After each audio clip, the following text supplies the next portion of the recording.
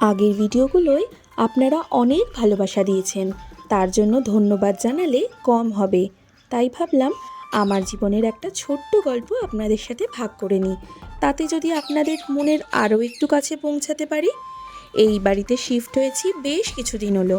এখানে শিফট হওয়ারও বিশেষ একটা কারণ আছে, তবে আজ সেটা বলবো না, অন্য একদিন আপনাদের সাথে গল্প করব।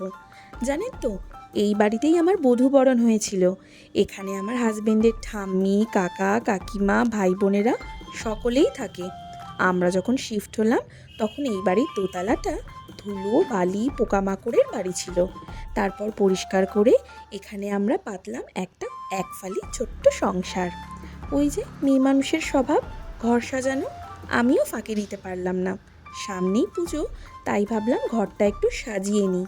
তাই ঘর সাজানো শুরু করে দিলাম। আর এই ঘরটা সাজাতে গিয়ে বেশ অনেকখানি ঝক্কি নিতে হয়েছে, কারণ আমার বেশিরভাগ জিনিস খাটের তলায় আর বাইরের বারান্দার একটা কর্নারে সাজানো ছিল। তাই কি এই দাদারা আমাকে যে এত সাহায্য করেছে, আর এই জেঠিমার কথা তো নতুন করে কিছু বলার নেই। এই জেঠিমা আমার প্রতিদিনের কাজে প্রতিনিয়ত সাহায্য করে যায়। তাই আর কি, মোটামুটি টুকিটাকি করে যেটুকানি হলো সেটাই আপনাদেরকে আজকে দেখালাম। তবে এখনও অনেকটা সাজানো বাকি।